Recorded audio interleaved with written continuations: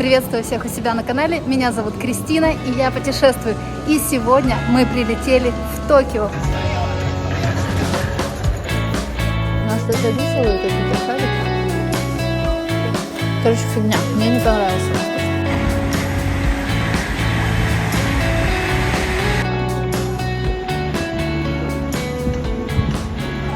У нас был очень долгий путь, мы не спали больше суток.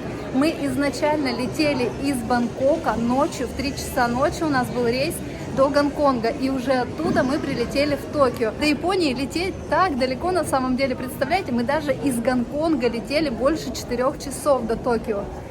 Ой, но я, конечно, очень рада, у меня вот сейчас аж мурашки идут по коже. По прибытию в Японию, перед тем, как пройти пограничников, вам нужно заполнить на стойке карту визитера. Там, в общем, есть шаблоны даже на русском языке. В общем, прошли пограничников, потом нужно будет зарегистрироваться по QR-коду. QR-код там есть, займет, кстати, дофига времени. Мы там промучились, но милые тетушки нам там помогали всячески. В общем, все, зарегистрировались и проходите потом уже таможню. Иена сейчас очень сильно просела. Кирилл сейчас в банкомате снимает деньги. Он хочет именно попробовать прямо с банкомата, с карты снять. У нас карта иностранного банка. В общем-то, мы можем прямо с нее снять иены. Но вообще здесь есть обменник. Курс мы посмотрели. Очень хороший, даже в аэропорту. Поэтому, ну, не знаю, мы пока только прилетели, поэтому, возможно, в обменниках каких-то еще лучше курс, мы не знаем, но в аэропорту курс вполне себе хороший. В общем, сейчас меняем деньги и едем до нашего хостела.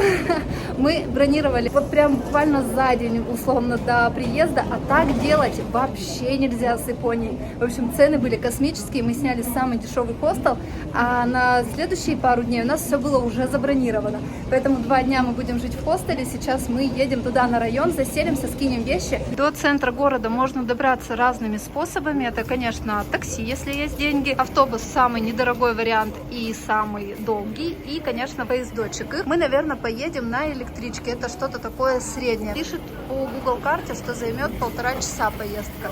Посмотрим, сколько займет по факту.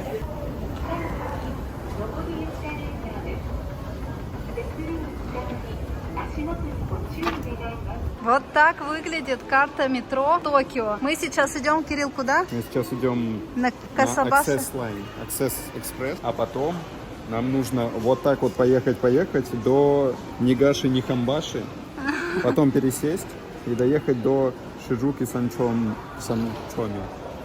Вот так вот, а потом пешком. И все, 2 часа и мы на месте. Так, что вам рассказать полезное? Мы, в общем, купили вот такую карту Pasmo. Она пополняется. На ней сейчас 1500 йен и 500 йен депозит, который они вернут, да? Ну, видимо, карту мы возвращаем им, и они нам дают 500 йен. Но это не точно. Вроде мы поняли так, не знаю. В конце видео, в конце поездки узнаем, как это будет происходить на деле. Вот, в общем-то, ее просто пополняешь и прикладываешь, ездишь. Можно просто покупать за наличку билетик каждый. Тут уж как вам удобнее. Прошло 2 часа, и мы наконец-то добрались до хостела. Хостел, кстати, оказался вполне приличным, если не считать его неприличную стоимость. Локацию хостела оставила у себя на канале в Telegram. Не забудьте туда подписаться. Там я делюсь всеми локациями из мест, в которых бываю, и отвечаю на ваши вопросы. Мы же первым делом отправились ужинать. Мы сейчас в районе Сидзюку, вроде бы так он называется. Такой очень туристический район. Сейчас мы вышли на поиски еды. Я хочу сходить на суши с конвейером и поесть суши вот эти вот на конвейере.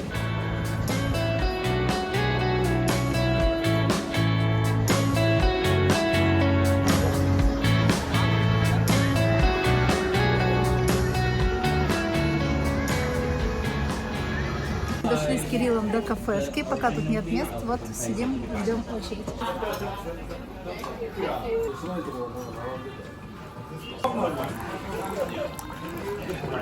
Ну что, попробуем?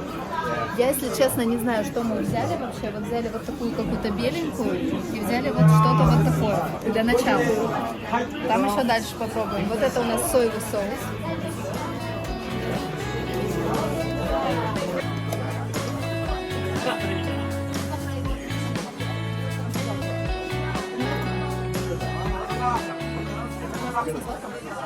Говори громче, пожалуйста.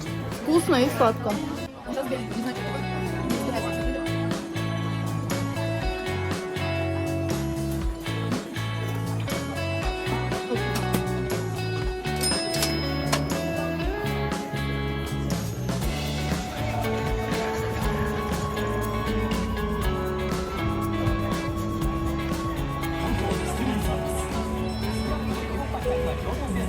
Ну что, наступил у нас новый день. Мы сейчас вышли с нашего хостела, завтракаем.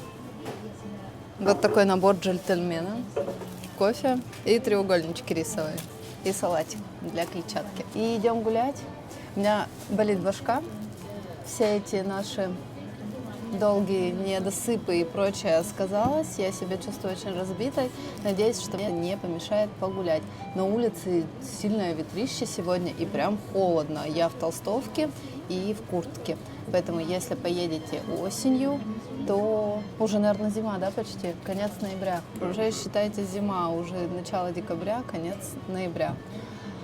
Вот, в общем, надо тепло одеваться.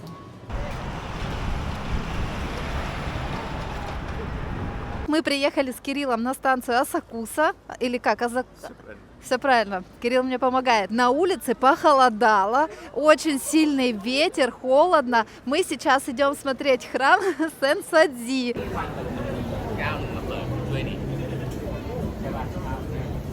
Вы даже себе не представляете, как много тут народу.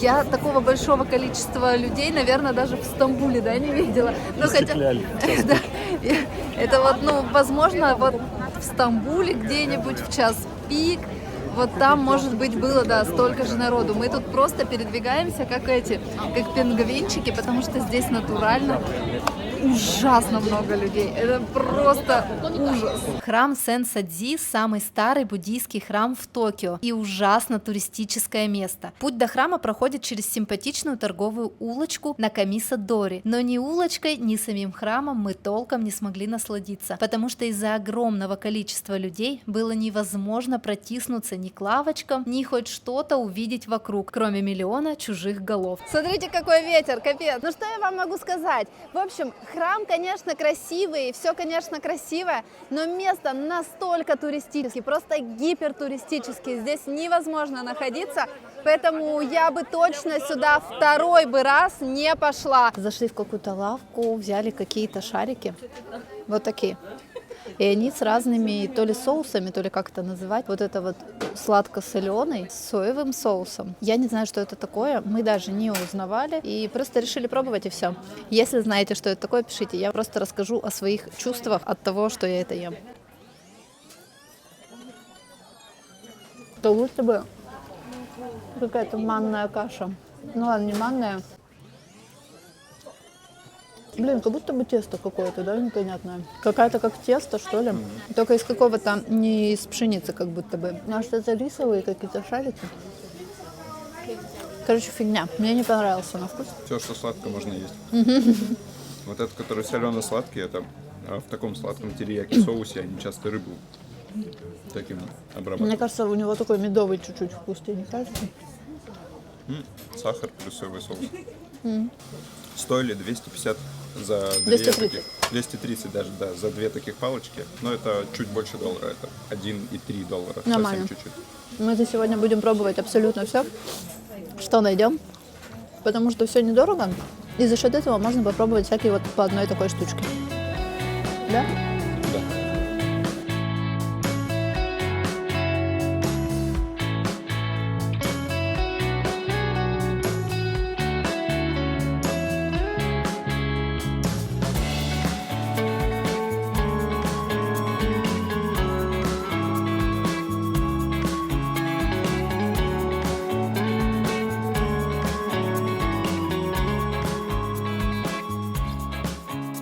Взяли вот такую морожку попробовать. Но я на самом деле не знаю, морожка это или не морожка.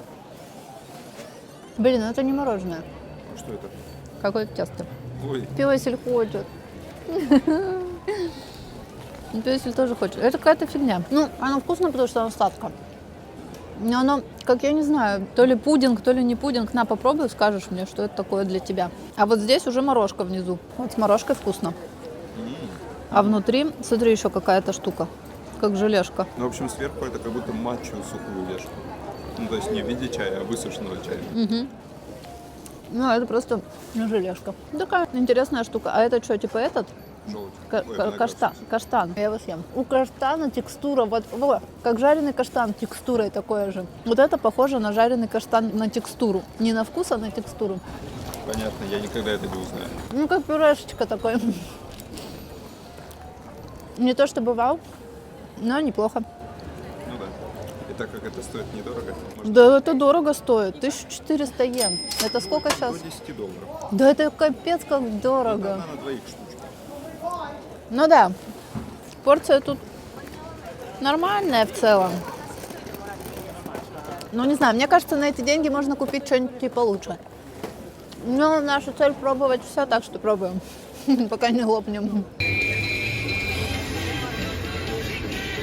А сейчас мы с Кириллом приехали в район Акибара, если я не ошибаюсь. Это технический район, где продают технику, видеоигры, в общем, всякое такое. Ходим, гуляем и вам показываем. Нам особо из техники ничего не надо, поэтому мы просто здесь ходим, болтаемся по улицам, разглядываем. А здесь на самом деле так круто, что вообще особо ничего делать даже не надо. Ты реально просто ходишь по улицам, заходишь в магазинчики во всякие и просто разглядываешь, что тут есть. Я нашла фигурку в Sailor Moon, я так сильно ее хочу себе. Но она, во-первых, стоит 7000, и мне жалко на это денег. А во-вторых, самое важное, что она большая, а мы просто с рюкзаками, как бэкпейкеры, поэтому ее класть некуда. Мы с Кириллом решили поесть рамен, как же его не поесть. Нашли на Google картах, пришли, а здесь очередь заведения. Я вообще заметила, здесь много где очередь, но тут так много народу, что это, конечно, не удивительно. Ну что, поедим раменчика? Или как, рамен, наверное, правильно, Кирилл мне сказал. Так, я себе взяла тонкацу, да, вроде бы тонкацу рамен, а у тебя гарликовый рамен. Смотрите, тут еще и яйцо везде есть, а еще тут можно лапшу рефилить 2 раза бесплатно. А еще дали вот такую штуку, и я не знаю, что, ну, я понимаю, что это листы нори, но я не понимаю, ее просто типа в прикуску надо есть или как? Ну, бульончик вкусный, чисто лапша быстрого приготовления, мне кажется, по бульону. Вообще я свинину, конечно, не люблю, но нельзя было не попробовать. Очень насыщенный вкус, мне кажется, даже сильно соленый.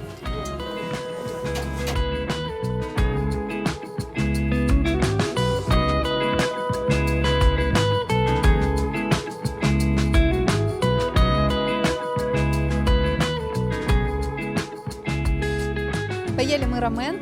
В общем, мне он не понравился. Это совершенно не моя еда. Я не люблю свинину, я ее не ем.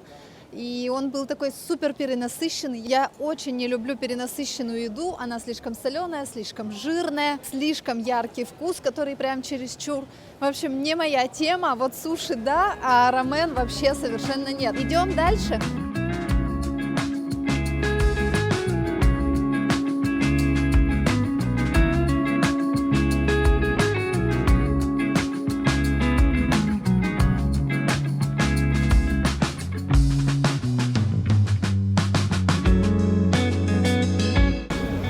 Здесь все стоят в очередь, чтобы сфоткаться с хатика.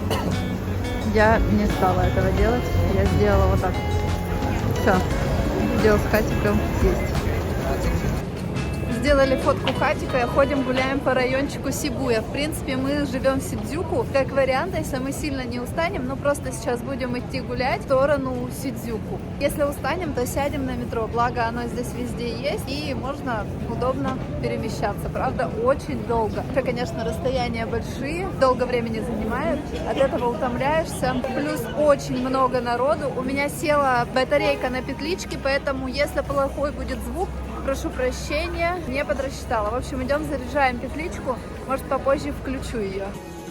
Мы пришли на популярную улицу Такеша-стрит. Здесь уличной еды очень много, и мы снова начинаем есть уличную еду. Здесь так много народу, на самом деле. Вот я Кириллу иду, сейчас как раз говорю, что вся магия теряется, и ты чувствуешь себя просто, как будто бы ты не какие-то достопримечательности даже смотришь, а ты просто смотришь на человеческую многоножку. Слишком много людей, и я, наверное, бы второй раз в Токио все-таки не поехала. Магия очень быстро улетучилась. Мы решили взять вот такие крэперсы, и тут очень много разных вкусов, не знаем, что выбрать. Мы думаем взять с мороженым, клубничкой и сливкой. А вы какую выбрали?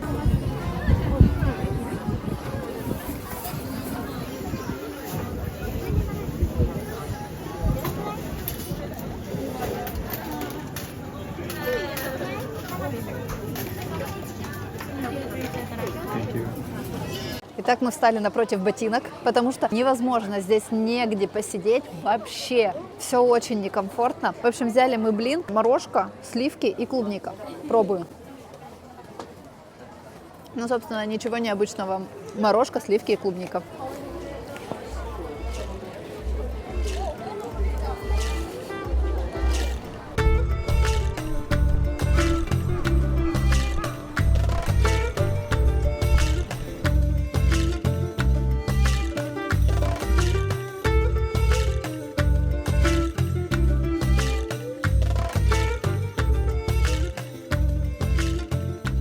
Новый день, новая достопримечательность. Ну как достопримечательность? Насытились мы Токио уже за целые 2 дня, потому что здесь такая толкучка нереальная. И решили отправиться погулять в парк. Совсем неподалеку от нашего хостела, где мы сейчас остановились в районе Синдзюку, есть симпатичный парк. И мы хотим сходить туда и погулять немного там. Мы еще ни разу не ели мочи. А так дела не делаются. Полностью согласен.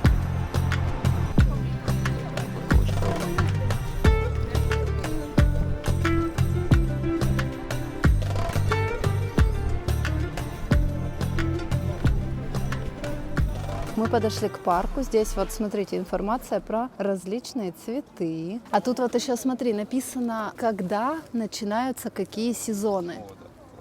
Вот. И мы у нас сейчас что? У нас 11 ноября по 12 декабря. Вообще-то мы приехали, чтобы застать вот эти вот момидзы. Вроде бы так они называются. Но я не знаю, как точно.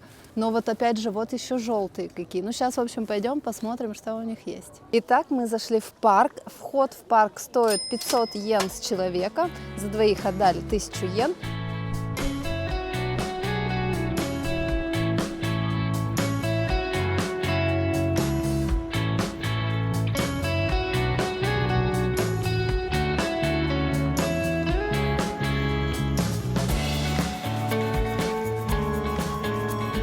В общем, я тут увидела на карте, что здесь есть какая-то чайная, и там подают мочи, матчу и мочи. Кирюша, нам не в эту сторону. Пойдем-ка. Нет, нам не в чайную. Ну, пойдем чай попьем, а потом пойдем на на все остальное смотреть. Вот, и в общем, мы сейчас идем туда, будем пить чай. Если мы ее найдем. Парк на самом деле большой. Он на карте вроде бы кажется не сильно большой, а он прям большой. И еще знаете, что прикольно? В осени побыть, такая погода прям прекрасная. Она такая прохладная, но с одной стороны не сильно холодно, но и не жарко, там, не тепло. Такой уже холодный воздух. Вот прям осень, прям вот хорошая осень. Очень прикольно. Тебе как, Кирилл? Мне приятно в такой температуре. Не потею 100% времени. Угу. И при этом сухо. Вообще, мне кажется, это самое вот лучшее, что может быть. Такая погода прям обалденная. И красота. Еще остался зеленый цвет, при этом желтый. И я надеюсь, мы увидим красный. Давно мы не были в такой погоде, в таком климате. А то у нас все жара, плюс 40.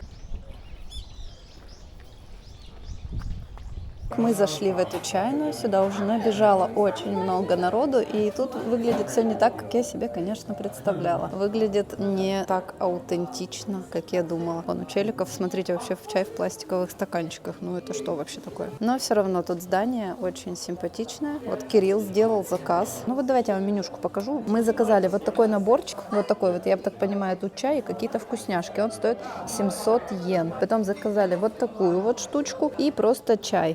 Вот такой вот за 600 йен. Нам принесли наш заказ. Мы нифига в этом не разбираемся. Вот что нам принесли. Во-первых, мы думали, вот это комбо-набор будет чай со сладостями. Мы думали, вот это чай, а это какой-то сироп. И вот здесь уже, собственно, вот эти вот сладости. Здесь вот одна моти и вот такая матча. Огромная кружка и очень мало чая там. Кирилл пошел себе еще чай докупать, потому что это не то, что мы думали. Итак, Кирилл докупил себе чаеху. Тут нам как-то другую принесли. Вот она, кстати, поприкольнее. Ну, это просто какой-то, мне кажется, типа зеленый чай. Ой, он такой вкусный. Это типа молочного улуна. Он на вкус как молочный улун. Я его обожаю. Так, теперь матчу пробуем. Ну, это, конечно, уютненько, но ее тут 3 грамма. Она вкусная. Она очень крепкая, но прям вкусного вкуса. Обычно, знаете, вот если в какой-нибудь типа кофейне покупаешь, она там с молоком, с сахаром, и тогда вкусно. А когда берешь обычную, меня иногда от нее аж подташнивать начинает. А это прям классная. Ладно, я хочу сначала твою вкусняшку, наверное, попробовать. Она почему-то ложкой. Это вкусно. Какая-то желешка. И сверху матча. Так, я так понимаю, ее надо типа вот так делать. Ой, это так не работает. Я ее буду руками есть. Ой, какая она приятная, мне так нравится. Вот это, кстати, на вкус, как оболочка типа у этой. Вкусно, я люблю матчу. Но это прям она очень большая. Они обычно маленькие, но это прям гигантская. Там настоящий мандарин. Я думала, там типа джем будет, а не просто кусок мандаринки. Погуляли мы по парку, очень прикольный парк, прям можно тут гулять целый день. Куча разных кафешек, кофеен, правда кругом очереди, просто повсюду очень много народу. В парке незаметно, что так много народу, потому что он большой и все люди рассредоточены по разным углам. Но, допустим, чтобы выпить кофе, там Starbucks есть, и там просто гигантская очередь, просто огромная. И мы даже стоять не стали, мы простояли где-то 5 минут, увидели, что она вообще почти не двигается. Вон, смотрите, сейчас больше идет, кстати, людей туда, в парк наверняка, потому что мы прям у входа-выхода. Рано с утра народу меньше, там, конечно, больше. Все на пикничок приходят, раскладываются. Очень приятно. Творение, спокойствие я словила после суеты города большого. Это прям приятно. Сейчас прям супер конец ноября, уже декабрь, и до сих пор эти красные клены не цветут, по крайней мере в Токио. Особо нету их нигде, максимум желтые. Надеюсь, еще увидим. После прогулки в парке мы отправились на улочку с микрокафешками. Первый день мы побывали на похожей улочке, но с микробарами. Настало время зайти и в микрокафешки.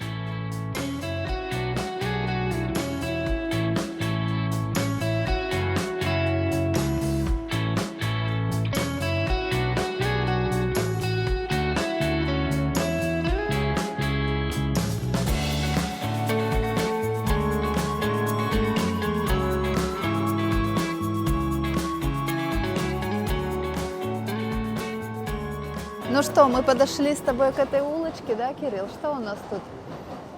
Пока нифига непонятно. Зазывалы кричат, зовут к себе.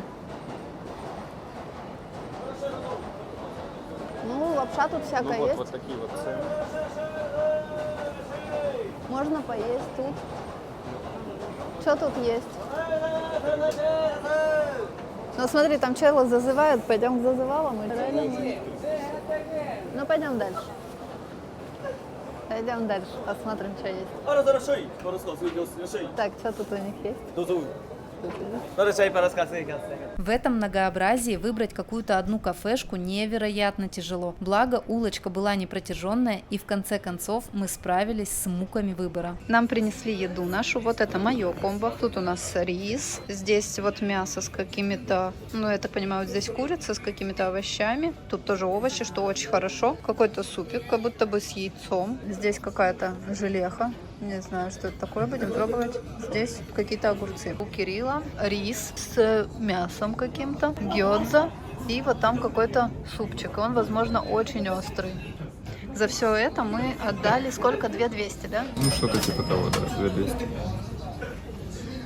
Вдоволь насытившись Токио, мы отправились смотреть на гору Фудзи. Ведь мы приехали, пожалуй, в лучшее время года, чтобы ее увидеть. Добраться из Токио до Фудзи можно несколькими способами. О них подробно рассказала у себя на канале в Телеграм, со всеми ценами и локациями. Здесь же скажу коротко. Самый бюджетный вариант – это автобус. Но мы самонадеянно не купили билеты заранее. Поэтому поехали более дорогим способом. Я вообще читала, что типа, ой, ничего не надо заранее покупать, все ходит каждый час, и все в таком духе. Нифига, все билеты проданы. Сейчас единственный билет на 14:15. Это капец как поздно. Сейчас время 11-10 утра, что-то такое. Мы наоборот хотели приехать туда сейчас там к обеду условно, погулять, до, там, не знаю, до 5. И уже в 5 ехать на, в свой уже отель, селиться, отдыхать, потому что завтра мы уезжаем в Осаку. Вот. И, в общем, нас отправили на электричку. Электричка стоит в 2 раза дороже. Дай-ка мне бумажку. Во-первых, 2360. Это там до какой-то станции надо доехать. Ну, расскажу поподробнее потом. Сейчас мы будем в процессе разбираться с этим. Вот. И плюс, там еще от этой станции нужно будет ехать, тоже чуть ли не 1000 будет стоить. Так что, короче, нифига не сэкономили. Ну ладно.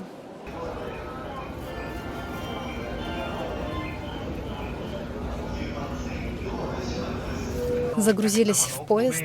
Классный поезд. Ужасно большие расстояния между сиденьями. То есть можно вытянуть ноги. Прям класс. Вот бы по всему миру, между всеми странами сделали бы такие поезда, чтобы не нужно было летать. Очень комфортно, классно.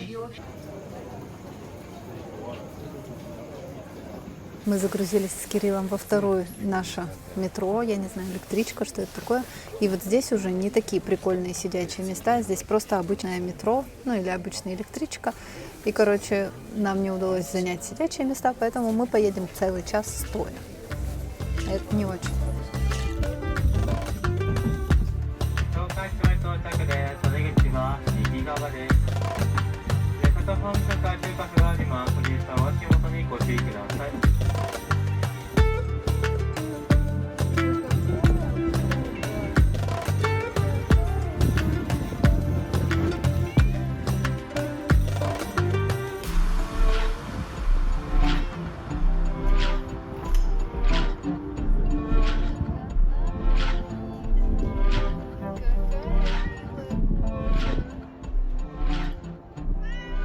Мы не выдержали уже ехать в этом вонючем поезде и просто вышли прогуляться перед той станцией, которая нам нужна. Мы хотели выйти на МТ Фуджи. План изначально был такой: приехать на эту станцию, она самая большая, и там есть локеры. Оставить наши чемоданы в локере и пойти здесь гулять по этому городу. Но план пошел, потому что мы выехали, получается, поздно. Хотя и то мы выезжали не поздно. Мы приехали к этой, как ее, господи, к автобусной остановке, мне кажется, к 10 утра. В чем мы ошиблись? Это в том, что я не купила заранее билеты на автобус, и они все были раскуплены, и поэтому мы приехали сюда, получается, на 2 часа позже, чем было по плану. А это капец, как все меняет, потому что ночевать мы будем не здесь, а на станции Мисима. Там рядышком отельчик я нашла недорогой, хороший, прям с завтраками даже. И оттуда плюс прям с этой станции уходит скоростной поезд в Осаку, и поэтому по плану надо было оставаться там. Так, нам в другую сторону Кирилл мне показывает. Ну сними на телефон, а я пока со зрителями болтаю. И сфоткай, давай сейчас сфоткаем. Сейчас я болтаю на фоне, а у вас будет картинка Фудзи. Вообще увидеть Фудзи очень такое явление нечасто. И как раз таки чаще всего ее можно увидеть именно поздней осенью, зимой. Это самое лучшее время чтобы посмотреть на Фудзи. И нам с этим очень-очень повезло. Сегодня прекрасная погода, прекрасный обзор, красота неописуемая. Но, конечно, мы немножко лоханулись с автобусами. Но ничего страшного. Бывает, когда сам путешествуешь, всегда все может пойти не по плану.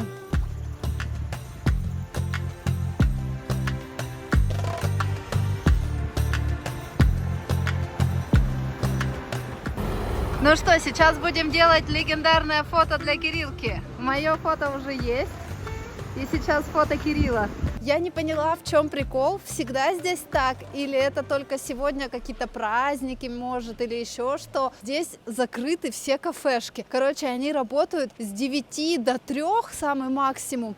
Или потом с 6-7, ну и уже там до какого-то вечера. И вот именно сейчас, в период 3 часа дня, все закрыто, кофейни только и какие-то сладости открыты, а вот где можно поесть, все закрыто. Не поняла, с чем это связано, причем мы находимся в оживленном районе, как раз тут такое туристическое место, и нифига не работает. Короче, капец какой-то. Палочка-выручалочка — это 7-Eleven. Я его просто обожаю.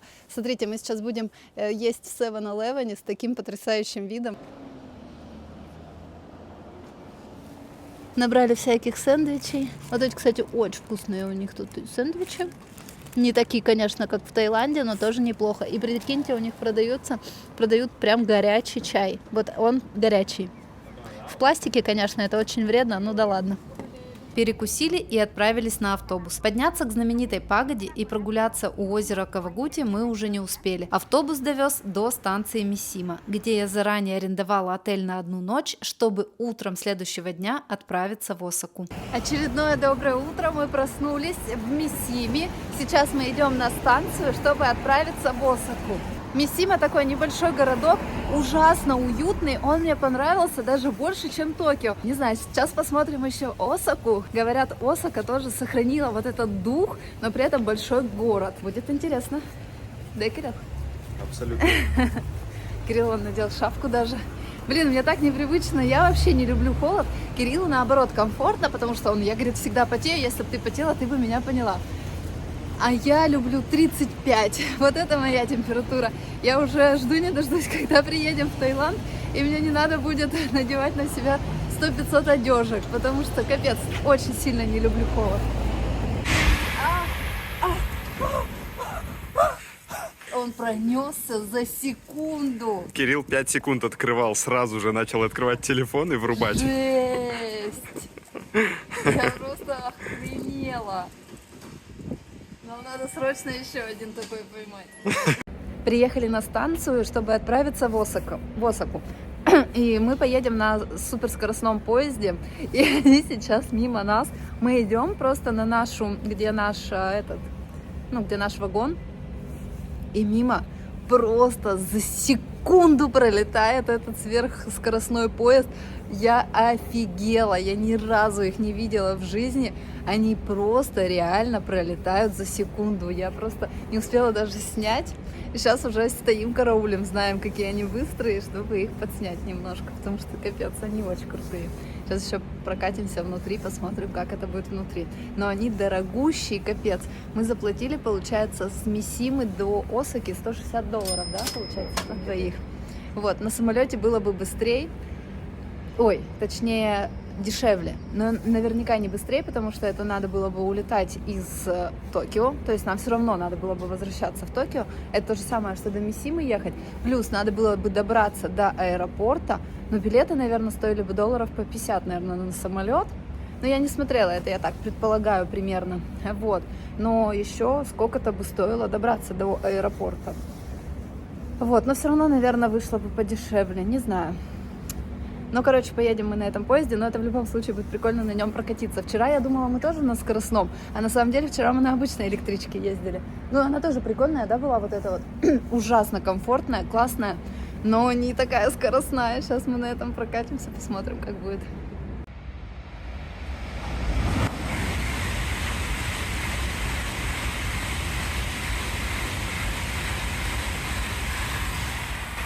Как мы провели время в Осаке, где побывали кроме Осаки и что посмотрели, будет в следующем выпуске. Обязательно подпишитесь на канал, чтобы ничего не пропустить. И подписывайтесь на канал в Telegram, чтобы видеть меня чаще. Спасибо за внимание, буду рада лайкам и добрым словам в комментариях. Всем пока и до новых встреч!